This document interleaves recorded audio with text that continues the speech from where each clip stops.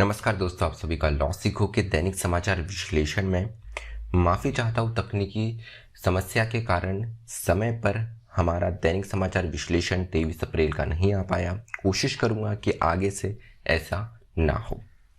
तो चलिए आज के आर्टिकल्स देखते हैं। आज का जो हमारा पहला आर्टिकल है ये जजेस के अपॉइंटमेंट के बारे में है, लेकिन जो प्रक्रिया होती है हम उस बारे में नहीं बात करेंगे। हम एक डोरमेंट प्रोविजन, एक निष्क्रिय प्रावधान जिसका बहुत कम बार इस्तेमाल किया जाता है एड हॉक जज के अपॉइंटमेंट के लिए, एड हॉक जजेस के अपॉइंटमेंट के लिए, उसके बारे में बात करेंगे। द हिंदू से ये आर्टिकल लिया गया है। उसके बाद में जो हमारा दूसरा आर्टिकल है ये बात करता है मार्स पर ऑक्सीजन के बारे में। हमारे अर्थ पे तो ऑक्सीजन की काफ़ी कमी हो गई है, लेकिन हमारा विज्ञान इतना आगे बढ़ चुका है कि हम मार्स पे ऑक्सीजन की बात कर रहे हैं। तो नासा का ये मिशन है, क्या पाया गया है इसमें, आगे क्या भविष्य हो सकता है, फ्यूचर क्या हो सकता है, उस बारे में हम इस आर्टिकल में बात करेंगे। अंत में न्यूज़ इन फ्लैश है जिनमें हम महत्वपूर्ण समाचारों के बारे में बात करते हैं।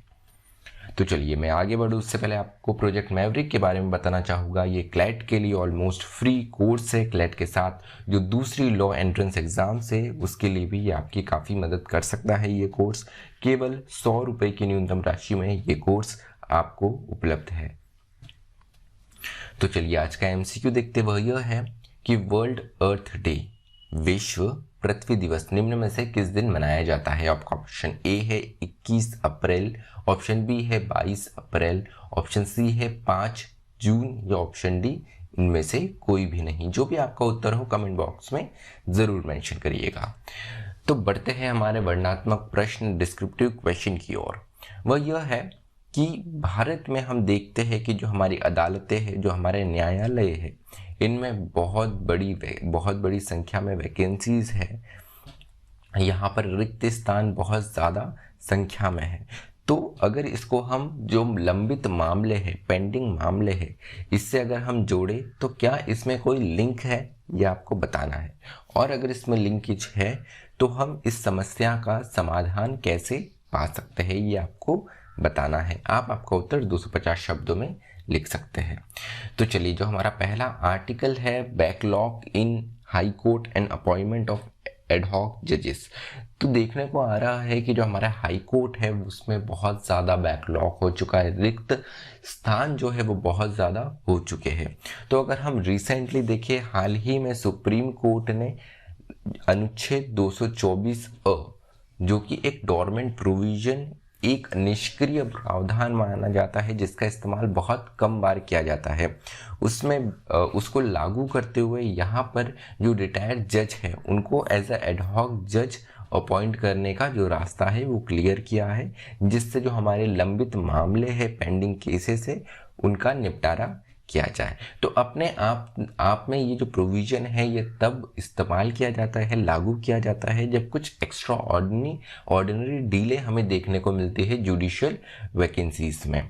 तो यहाँ पर अगर हम बात करें इस प्रावधान की, तो इस प्रावधान के बारे में थोड़ा जान लेते हैं कि अगर एड हॉक जज का जो जिनका अपॉइंटमेंट कर रहे हैं, सबसे पहले उनकी कंसेंट होना इसमें ज़रूरी है। उसके बाद में बात ये आती है कि इन प्रावधानों को कब यहाँ पर लागू किया जाता है। तो chief justice of India justice Bobde की अगर हम माने तो इनका कहना है कि the challenging of mounting arrears and existing vacancies require recourse to article 224A। तो यहाँ पर देखा जाए कि जिस प्रकार से हमारे कोर्ट्स में, हमारे अदालतों में जो लंबित मामले हैं उनकी संख्या बढ़ती ही जा रही है, उसको देखकर ही इस प्रावधान को लागू किया गया है। तो अगर पेंडिंग मामले देखें हम, तो बैकलॉग देखने को मिलता है करीब 57 लाख केसेस का, 57 लैक्स केसेस का पेंडेंसी जो है हमें हाई कोर्ट में देखने को मिलती है। वही वैकेंसी की बात करें, रिक्त स्थानों की बात करें, तो ये 40% तक आ गई है। मतलब अगर 100 वैकेंसीज हमारे हाई कोर्ट में है तो उनमें से 40 वैकेंसी जो है वो 40 स्थान जो है वो खाली पड़े हुए हैं। लेकिन अगर हम यहाँ पर ऑफिशियल डेटा को देखें, औपचारिक आंकड़ों को देखें, तो क्या यहाँ पर कोई कोरिलेशन है वैकेंसीज और बैकलॉग के बीच में? तो इसका उत्तर जानने के लिए हम मद्रास हाईकोर्ट के आंकड़े देखते हैं। यहाँ पर 5.8 लाख बैकलॉग केसेस है और केवल 7% वैकेंसी देखने को मिलती है। वही कलकत्ता हाईकोर्ट की बात करें तो यहाँ पर 44% जो है 44% जो है वैकेंसी है, लेकिन पेंडिंग मामले जो है वो 2.7 लाख है, 2.7 लाख है। तो यहाँ पर जो एक माना जाता है जनरली कि को रिलेशन होता है वैकेंसी की पेंडेंसी में, यहाँ पे जो जज के रिक्त स्थान है और जो लंबित मामले हैं उनमें, तो ये को रिलेशन अगर हम मद्रास हाईकोर्ट और कलकत्ता हाईकोर्ट के आंकड़े देखें तो को रिलेशन इतना कुछ उभर के नहीं आता है। तो ये भी एक महत्वपूर्ण आंकड़ा हो जाता है। कुछ गाइडलाइंस देख लेते हैं। तो सबसे पहले तो ये है कि vacancy go beyond 20% of the sanction strength. तो ये जो प्रावधान है 224A, ये तब इस्तेमाल किया जाता है जब वैकेंसी जो है, रिक्त स्थान जो है वो 20% से ज़्यादा हो जाए, उन जो यहाँ पर वैकेंसी 20% से ज़्यादा हो। उसके बाद में when more than 10% of the backlogs are over 5 year old. तो यहाँ पर अगर 10% जो बैकलॉग है ये 5 साल से ज़्यादा हो। उसके अलावा जो करंट मेमोरेंडम ऑफ प्रोसीजर है उसे भी फॉलो करना ज़रूरी है, जो कि हमारे जो कोर्ट है, अदालत है, उनके द्वारा भी दिया गया है। उसके अलावा अगर देखा जाए the process of appointment will be initiated by chief justice of high court with suggested tenure of 2 to 3 year. तो यहाँ पर हाई कोर्ट के जो चीफ जस्टिस है उनके द्वारा ये प्रोसेस इनिशिएट की जाती है, और यहाँ पर जो कालावधि है, टेन्योर है, ये 203 वर्ष का रह सकता है एडहॉक जज का। तो अपने आप में ये ट्रांजिटरी मेथडोलॉजी है, मतलब एज ए ट्रांजिशन फॉर्म में इस्तेमाल करने के लिए की जाती है। यहाँ पर जो रेगुलर अपॉइंटमेंट है किसी भी तरीके से इससे बाधित नहीं होंगे, उसमें एक कंस्टेंट ये नहीं सामने आएंगे। तो अगर हम देखें तो हाईएस्ट वैकेंसी कहाँ देखने को मिलती है? पटना, कलकत्ता, राजस्थान, मध्य प्रदेश और आंध्र प्रदेश, ऐसे कुछ राज्य है, ऐसे कुछ हाई कोर्ट्स है जहाँ पर 50% या उससे ज़्यादा जो है हमें वैकेंसीज जो है हाई कोर्ट में देखने को मिलती है। चलिए दूसरे आर्टिकल पे बात करते हैं। जैसे हम कोरोना की सेकेंड वेव में सुन रहे हैं कि काफ़ी राज्यों में, शहरों में ऑक्सीजन की किल्लत हो रही है, लेकिन मनुष्य काफ़ी आगे बढ़ गया है। ये हमें देखने को मिलता है क्योंकि मार्स पर अभी ऑक्सीजन पैदा करने की बात, ऑक्सीजन प्रोड्यूस करने की बात की गई है। तो किस प्रकार से हुआ है ये नासा की तरफ से, वो हमें देखने को मिलता है। तो हाल ही में नासा के और ये अपने आप में एक और मील का पत्थर पा लिया है। हमारी धरती पर अभी जो क्राइसिस आया है वो तो अपने आप में एक उदाहरण है, लेकिन जिस प्रकार से हमारी प्रौद्योगिक, साइंस और टेक्नोलॉजी ने प्रोग्रेस किया है वो भी महत्वपूर्ण हो जाता है। तो नासा ने एक डिवाइस बनाया है जिसका नाम है Mars oxygen in situ resources utilisation experiment, MOXIE. तो इस उपकरण के द्वारा 5 ग्राम ऑक्सीजन जो है प्रोड्यूस की गई, जिसके द्वारा कोई भी एक्स्ट्रोनॉट 10 मिनट तक जो है उस पर सर्वाइव कर सकता है। तो यहाँ पर इसको इस प्रकार से इस उपकरण को डिज़ाइन किया गया है कि ये हर घंटे 10 ग्राम तक ऑक्सीजन जो है वो प्रोड्यूस या जनरेट कर सकता है। तो क्या प्रोसीजर है, क्या प्रक्रिया है, इसकी जान लेते इस डिवाइस कैसे काम करता है।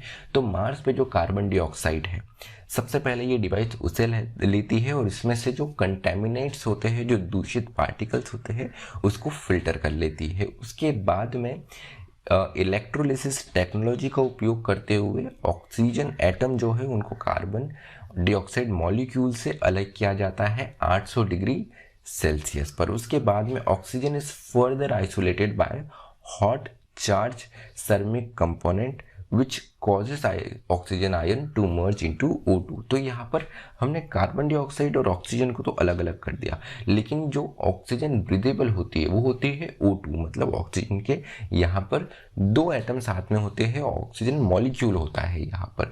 तो इसको फिर आइसोलेट किया जाता है। यहाँ पर कार्बन डाइऑक्साइड ऑक्सीजन को अलग करने के बाद में इसको आइसोलेट करके और हीट कर दिया जाता है, और जो चार्ज सर में कंपोनेंट होते हैं फिर उनके द्वारा ऑक्सीजन के आयंस मर्ज करते हैं और O2 बनता है।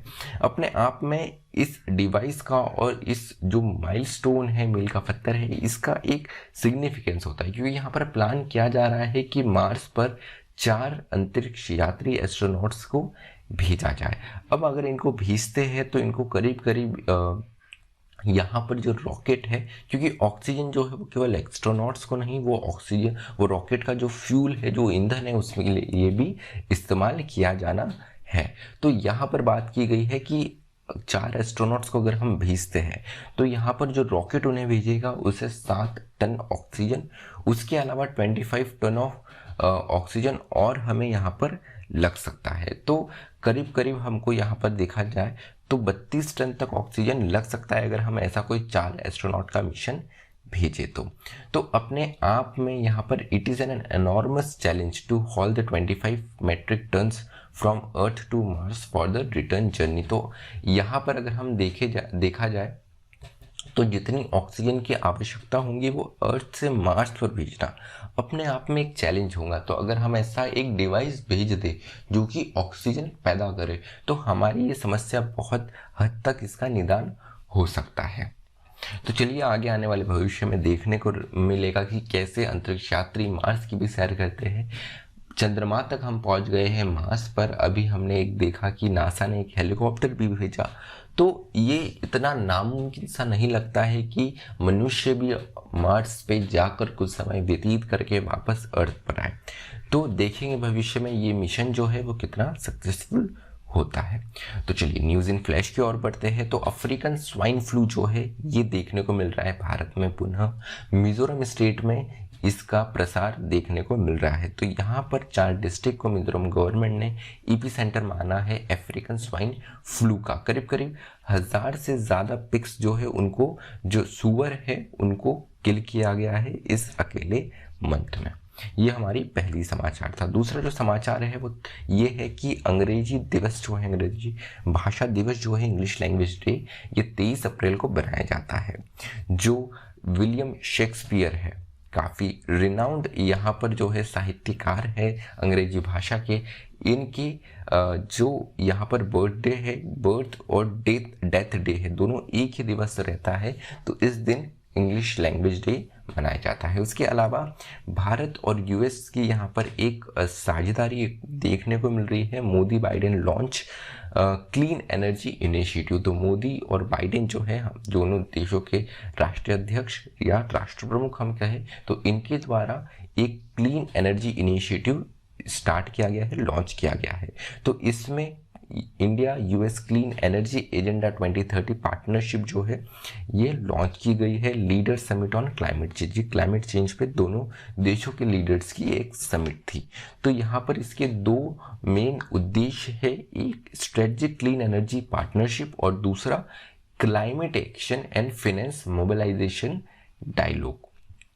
तो अपने आप में ये बहुत अच्छा इनिशिएटिव है कि कैसे हम हमारे जो विश्व है उससे कार्बन उत्सर्जन कम से कम कर सके, जिससे हमारे जलवायु पे ज़्यादा परिवर्तन ना हो। तो यहाँ पर यूएस ने एक प्लेज करी हुई है कि वो 50 to 52% जो है यहाँ पर जो एमिशन होता है कार्बन का, ग्लोबल वार्मिंग गैसेस में जो कंट्रीब्यूट करता है, उसे वो आधा करेगा, 50 to 52% तक उसको कट करेगा 2030 तक, अगले आने वाले दशक तक।